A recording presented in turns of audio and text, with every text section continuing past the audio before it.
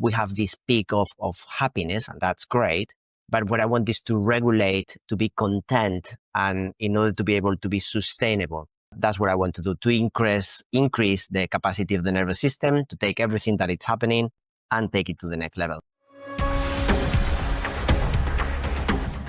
Imagine that you have a really good car, which is our body's nervous system, and we are in the speedway in fourth gear. In this part of the world, we still have manuals, but you're still revving the car, and yeah, it's working. But when you change the gear, like, wow, so much smoother, so much faster. This is what we do. I think we should be one of the pillars of civilization, of how things advance. And this is something that I'm working really hard to claim our position in society, a tiny bit more relevant and not only being the entertainers.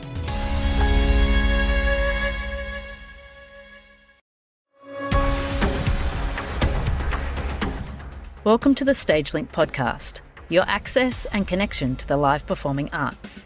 In this podcast, you'll hear from some of the industry's most inspiring people from around the globe who create magic on stage and backstage. Our guests share their knowledge, passion, and the real stories of how a show comes together.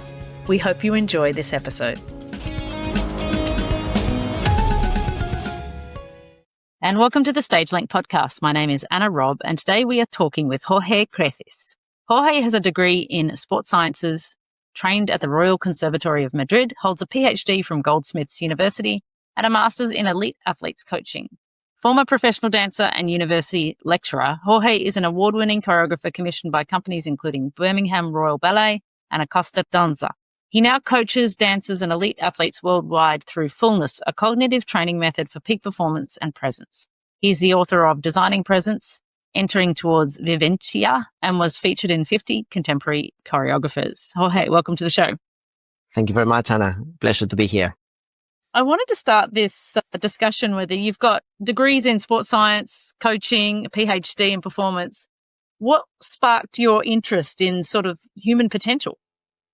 Well, I was to start dancing quite late for a normal dancer. I was 22 by the time. And every time I went on a stage or in different classes, something happened that never happened before in my life. And something, it sounds very cliche, but I felt truly alive, and therefore I was thinking, okay, there is something here that I want to know more. Therefore, I started researching different practices like the whirling dervish dance, the normally associated to Sufism in Turkey. People spend many, many hours, meditations. And then I started thinking, okay, this state of consciousness, there is something that it's really cool. So let's see how we can train it, what it is exactly. And therefore, that's when I started the PhD, just to go a tiny bit deeper. And I went into neuroscience and neurophysiology. But everything is sparking in the self experience, the first person experience of, this is cool. Something is happening here. And so is that what sort of led you to what you call Fullness, this cognitive training method?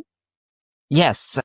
Over the last 20 years, I've been collecting, dissecting, creating different exercises that work exactly in the nervous system. It's very trendy at the moment to talk about mindfulness. And mindfulness is really good. It's part of our practices. But mind is only a part of ourselves. This is a long discussion, but body, mind, all these separations. So I decided to call Fullness because it's full. It's all aspects in our lives. So it's a training. We do every day 15, 20 minutes to keep your nervous system not only healthy, but take it to the next level of performance. And that's what it's Fullness. It's a training methodology. And what does that training look like on 15 minutes a day, Jorge? That's very good. Well, we work mainly in the nervous system. So you know that when we feel afraid of something that is happening in our lives, because our muscles contract, our heart start pumping up. But the good thing is it works both directions. So if you do exercises in order to calm your nervous system or activate your nervous system, it both works in both directions. So actually we work on those things. We activate or relax the nervous system. So for example, in the morning we have light sun exposure. We stay in the sun for 5 to 10 minutes in order to have more cortisol, activate the circadian clock, saying okay, this is daytime. We're ready to rumble. In the night, we do a kind of like yoga nidra or different breathing exercises in order to calm our exercise. So basically, we recommend, like in the same way that people brush the teeth, hopefully, or normally, or advisable 3 times a day, we recommend to do 3 kind of like gaps in your day in which you do between 5 to 10 minutes vestibular system exercises, visual system exercises, breathing exercises, meditations. So you name it. We have a long array and a long library of exercises to train every day. And of course, depends on what your goal is. Then we start personalizing the training. You want to go to a competition, you want to go to an audition. So, and then we can make the training more intense. But basically 30 minutes a day, basic healthy approach. And then from there, you name it. It's interesting because I think that kind of regulating your system is something that's really important, given where the fact that we can be so overstimulated in this world now with, people picking up their phone as soon as they wake up and being on 24/7 and emails being out, things can come at you unless you consciously shut things down, correct? Totally. And 20, 30 years ago, this work was not as necessary. With so many news going on, might not be affecting directly our lives, but there is so much uncertainty in the world that our nervous system is constantly thinking about what's going to happen tomorrow. So that's very exhausting. And what you said, it's lots of inputs all the day, phones and calls and emails. And because we have the potential that many years ago we didn't, we want to do a PhD and a master's and be a mother and be a father and then have a dog and then have a good social. The list goes on and on and on. And what I try to do is not to reduce that list. I want to live fully. It's to prepare the nervous system to get all that workload without it collapsing. For example, I like to eat, but if you eat a lot one day, you might not even like that food anymore in the future. The same thing happens with performing or with sports. We have this peak of happiness, and that's great. But what I want is to regulate, to be content, and in order to be able to be sustainable. So that's what I want to do, to increase the capacity of the nervous system, to take everything that is happening and take it to the next level. So yeah, you're very right. A few years ago, that was not necessary, but now it is.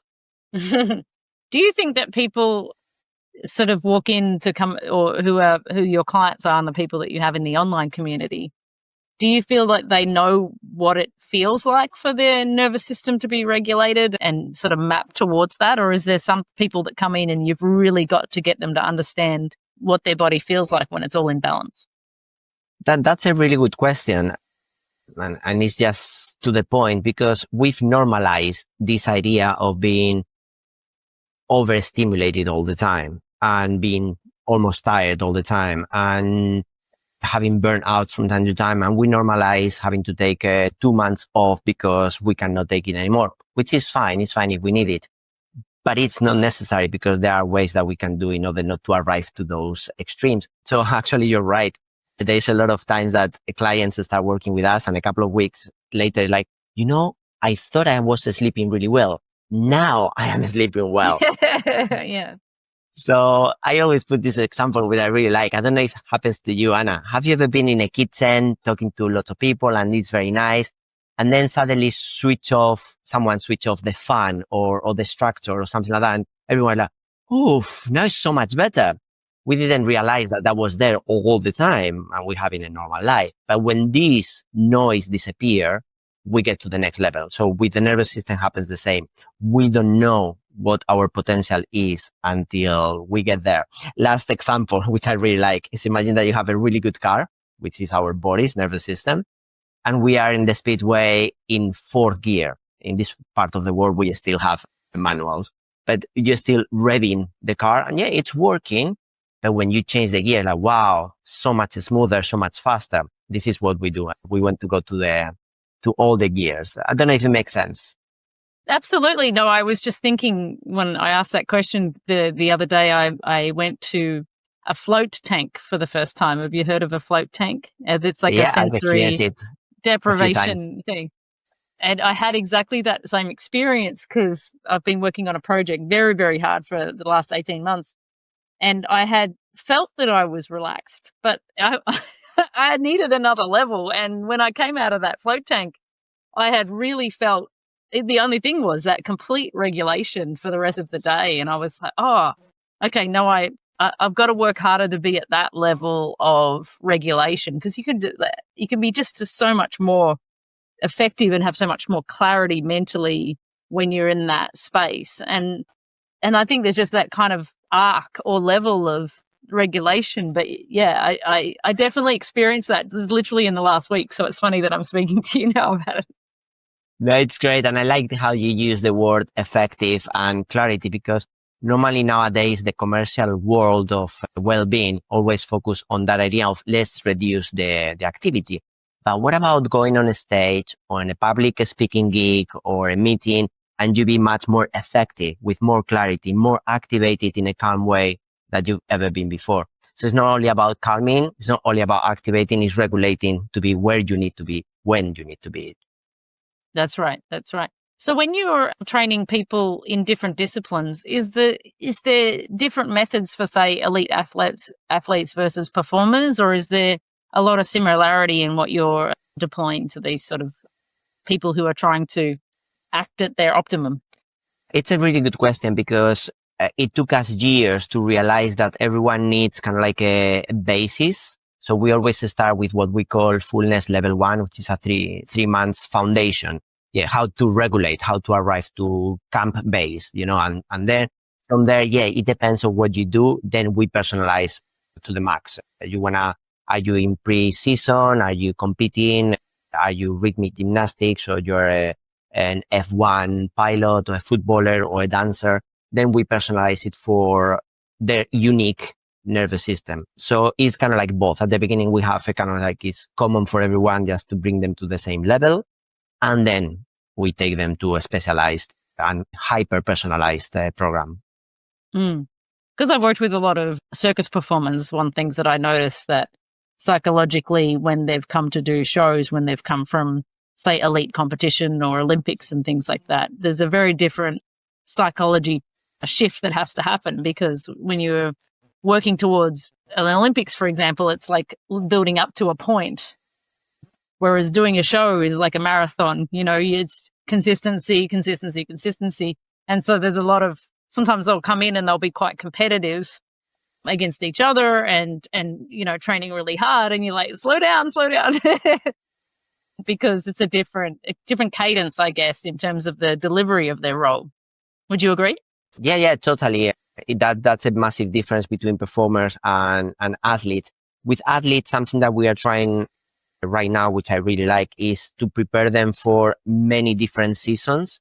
So while we prepare for a specific event, like would be a world championship or an Olympic, we always ask them, what is their long-term career look like? And therefore we start preparing that from the beginning. So when we, for example, work with people who are not at the Olympics or they are not performers, we always ask them, okay, where do you want to be when you are 100 years old? And from there we start backtracking. What is the training today? And dancers, performers in general, in the way that you said, have a specific difficulty, because the periodization of the season is very difficult to map out. In shows like the one that you are managing most of the time, like Cirque du Soleil or companies that are touring all the time, it's a tiny bit easier because it's kind of like a sustained rhythm.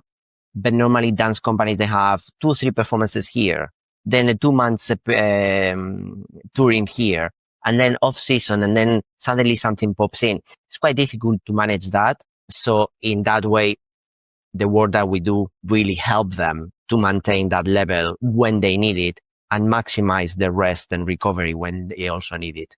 But yeah, I understand what you mean. Is there anything particular that put the performers in terms of their mindset that pops up that is unique to the other people that you work with? Like anything that they particularly struggle with? I know you just spoke about, say, the cadence of their performance, but in terms of their general mindset and regulation, is there anything that's common among performers? Sadly, it saddens my heart to have to say this. We struggle way more to work with performers because it's a much more conservative atmosphere, meaning that normally as athletes and people around the sports world are much more accustomed of getting new inputs. Okay, there's this new research. Let's put it in here. Let's do this. Oh, we try this new thing. While dance, performing arts in general is quite traditional, although we don't like to recognize it. The class should be the class how it should be. And the performance should be in the way that it is. And I get to know my ways and it's very difficult to break them.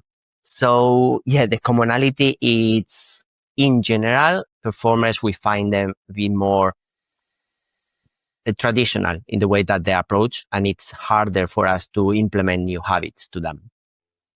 That's really interesting that you say that, because there's literally a stream called sports psychology, right? So it's so accepted in the sports realm that people are like, okay, it's a thing. Where there's no performance psychologists around so much, is there? It's not, it's kind of like it hasn't been cracked in that realm. Even though people do work in that space, there's not an official term for it.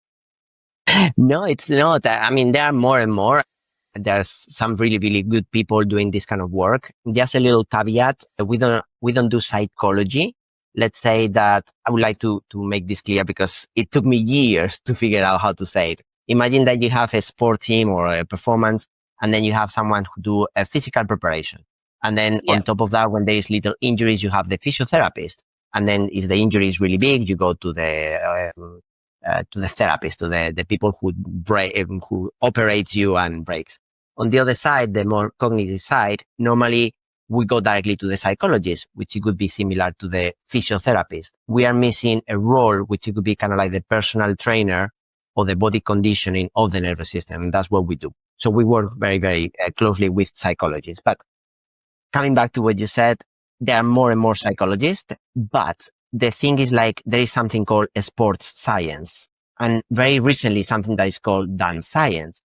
But normally choreographers, teachers are not so up to date about what is the new scientific research that it's coming out for me to improve what I do in the studio. While in sport is part of the practice. What is the new research about strength training, about periodization, about all that? So that's a little bit the scientific. And don't get me wrong, there are amazing dance artists, performing artists out there really interested in the new research, but that's not the norm in my experience. Yeah. What about working in is there any different cultures and how that plays into their ability to regulate their nervous system and fall into the trainings and habits that you do? Do you find that some cultures are more open to that, or, in places that you work and clients that you have? It's a good question. And that's something that it pops in from time to time when I go to Asia, for example. It's like, okay, is there any difference between Eastern performers and Western performers?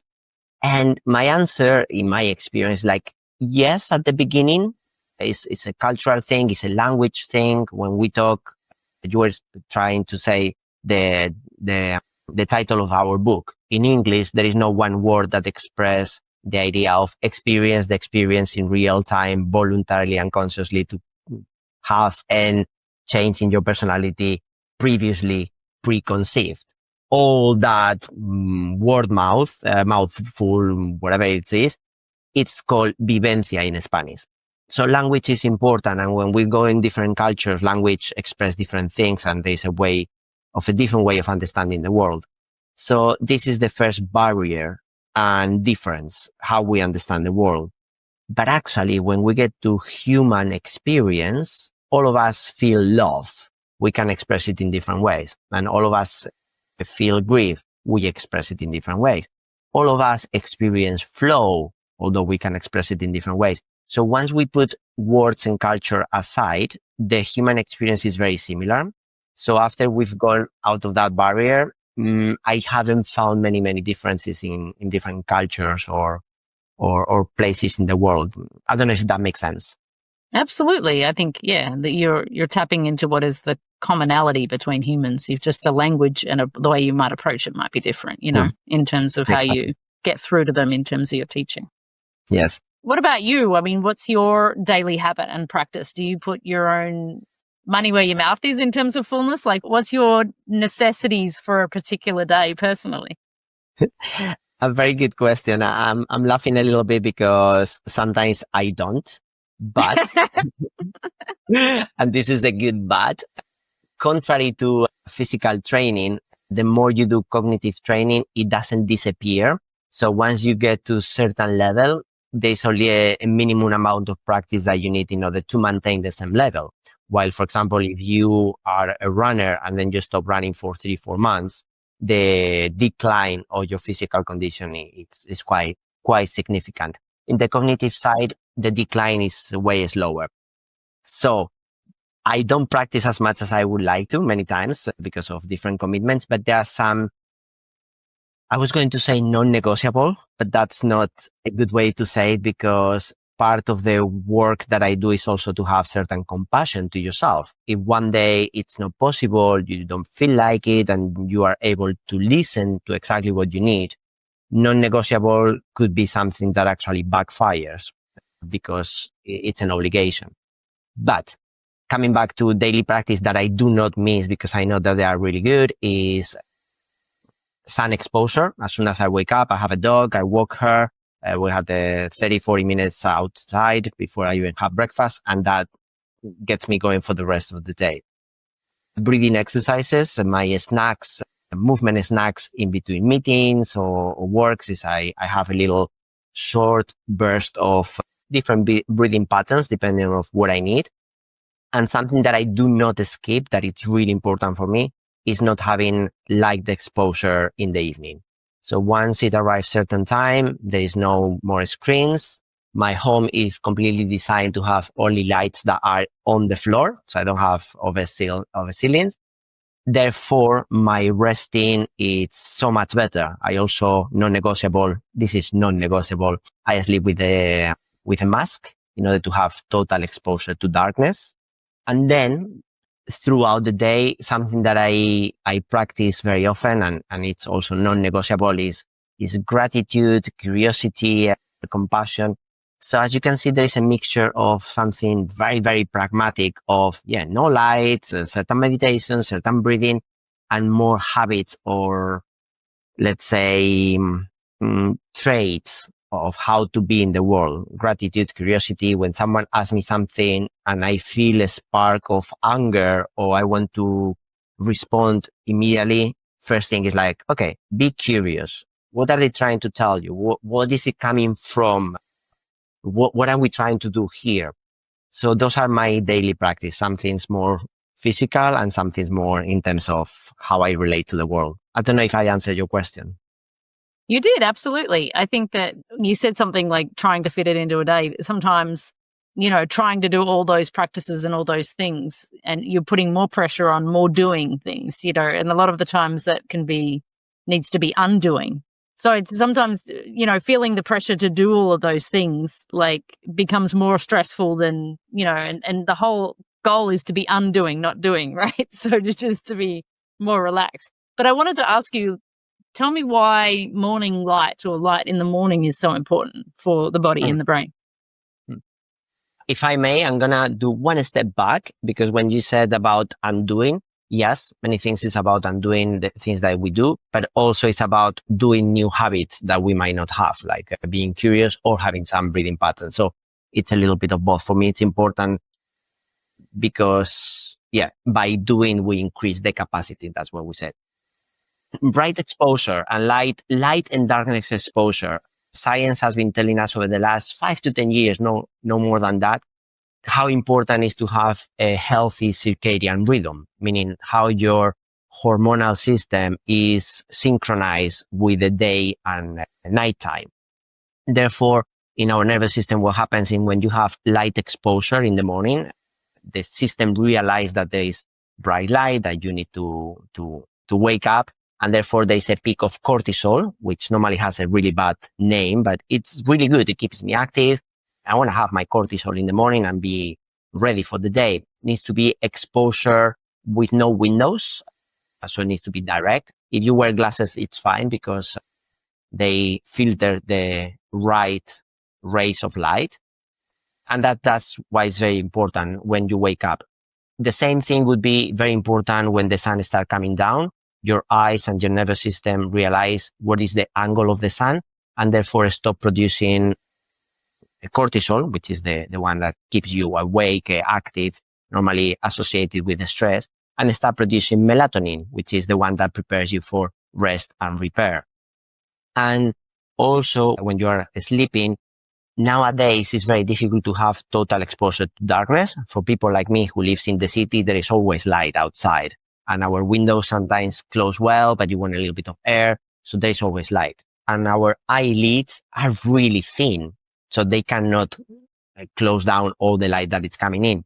So it might seem that you're sleeping properly, but having that amount of light, it keeps your nervous system still like, it's daytime. Do I need to wake up? Do I need to be ready for something? So by sleeping with a mask or a room that you can achieve total darkness helps you to increase your rest and recovery, which helps you to have more capacity the next day. So actually circadian rhythm is something that I start with that all the time with my clients, because if you have more reserves for the next day, we can do more work with you. The less reserves that you have, the less capacity, the less work that I can do with you. So everything starts there of your capacity. What about for performers who perform late at night, because some of them may not finish till 10, 10:30, 11, depending on the shows that they're working on. What kind of routine do they then have? Because if they're trying to get, the ideal is to go to sleep when it's not too long for the darkness, right? But they just can't do that in their routine. So how do they balance that out? Very true. Let's say that it's a habit that you will need to pay a toll. But however, the more you create habits around it in order to minimize the impact that it has, the better it will be. So something that I would recommend, or that I recommend to those kind of people, is to have a really good cool down, but not only physically, but also mentally. Not necessarily as soon as they finish the show, but there are routines that helps you to, in a show, you need to be really on top of your game. And this is not like a switch that you finish the show, you stop producing cortisol, and you really calm immediately. You are tired, and it seems that you want to go to sleep immediately, maybe, but you are really buzzing as well. So to have a routine that takes half an hour to 45 minutes to calm down the nervous system, to maximize rest and recovery, and have good hydration, to have a good intake of water and salts and minerals in order to increase the recovery. Try to sleep between 7 and 8 hours in total darkness. And when they wake up, whatever the time that is, because depends what time they went to bed, have light exposure and start that cycle. And right now, you might have seen some pictures. People from the NBA, they start wearing, because they are also performing at night in many, many places, they start wearing glasses that they have light that goes into their eyes directly in order to be activated before the match. And then they need to do the opposite, right? To deactivate after the match. So it's kind of like synchronize your circadian rhythm according to the reality that you are living. I love that you said that. I think I read a book once where they were talking about sports teams that when they travel across the country and play in a different time zone, that they're naturally at a disadvantage towards the home team because of their rhythms are out of whack. And I thought, that's really fascinating, because there's all these little factors that play into elite performance as to whether they're going to statistically deliver or not on a regular basis. And some of these things are kind of a little bit of a biohack, right? If you can prepare yourself or get into the time zone earlier. I think one of the things that always messes with me is, travel and jet lag and trying to put my body on the right body clock from one country to the other, and various levels of success over the years. But it's one of those things that's super tough. It is. And I don't know if it happens to you, but for me, it's tougher when I travel east. So for example, if I go from Spain to California, it's kind of okay. And when I come from Spain to Asia, the first 3-4 days is tough. Now I have my tools, so I get to prepare my travel 4 or 5 days before that, and I start changing my circadian clock while I am in my own country before traveling, and decreases the impact. But yeah, it happens to you the same. Is traveling east worse? 100%. I'll go to Europe, but coming back is harder, and the jet lag is thicker and that sort of thing. But like you, I have, in terms of hydration and the way that I sleep and when I eat, there's so many little sort of, I guess, hacks that I've found. One of the things that I do is, no matter what time, like when I wake up, if it's 2 a.m. or 3 a.m. or 4 a.m. or 5 a.m., I will get on my yoga mat and I'll do a few gentle postures, and I slowly move that back to the time zone because I wake up and I exercise. So I just try and move my body carefully towards the time zone that I'm in and be very gentle with it. And then and that kind of simple practice of that yoga, just inching back for a few days, gets me on my time zone pretty well, pretty quickly. My body's like, oh yeah, this is what I'm doing. That's a great habit. Science told us that when you wake up, in order to activate and reset your circadian clock, it's exactly what you said. It's light, movement, and food. So those are the three pillars. Well done, you. There you go. I figured that out on my own. Well, when you do it for 20 years, you know what works. You have to. You got to go full gas at the work and be sharp. So, one of the things we talk about at StageLync is, in terms of our careers and our careers in the arts is, how do we get work and how do we attract clients and things like that. So for your business, how do people find you? How do they come to you, and how do they work with you? How does that work for your business? We have a few mechanisms. The first one, it's the most obvious one, is word of mouth. The people work with me, they tell someone that it really works for them, and they start finding us. Then the other one that really works, I really like education. So beside my teaching at university, I deliver as many workshops as I can because I like to spread the word. I like to, hopefully enhance everyone's life if possible, or contribute to that. So through the workshop, people who normally like to go a tiny bit deeper normally contact us and tell us. And then the other one, it's kind of like this. People hear me talking in a podcast or interview, or they see our social media, and therefore they get in contact with us. So those are normally the three ways that we work with people. Amazing. What's your most favorite thing about your job or the industry that you work in? Oh, this is difficult because normally I said that I found the hobby of my life. I'm a little bit of a geek. So researching, studying, I really, really like. But if I have to pick one, is the human connection. Having my coaching, it doesn't matter if it's online or in person, helping someone else to figure out what they need and also giving them new solutions that they might not have thought about it. That human connection is my favorite part by far. And if you could change one thing about the industry or your job, what would that be? About the industry, to stop focusing only on stage performing. And I have the feeling that performance has so much to contribute to society in terms of well-being, health, peak performance, you name it. And I wish that our industry, all of us likes to go on a stage and be performers, but I wish that we step out that and there would be more outreach and more claiming our place in society for people to experience what we do. That's probably what I would like to. And from the dance world, performing world, I would like to be a tiny bit less traditional, a tiny bit more risk-taking. But other than that, I think we're really cool, and the performing art, I think we're a little bit the underdogs of the professions.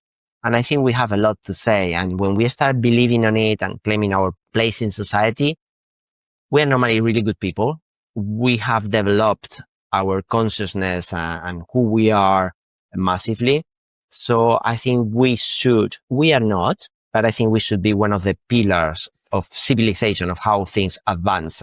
And this is something that I'm working really hard to claim our position in society, a tiny bit more relevant and not only being the entertainers. Oh, that is such a good vision, Jorge. I love that. Look, thank you so much for spending some time with us on the StageLync podcast. It's been a pleasure to learn about your work and your craft. And I wish you for the best for your upcoming projects and the continual coaching with Fullness. Been a pleasure talking to you, Anna. Wishing you all the best and all the best for the future endeavors. Thank you.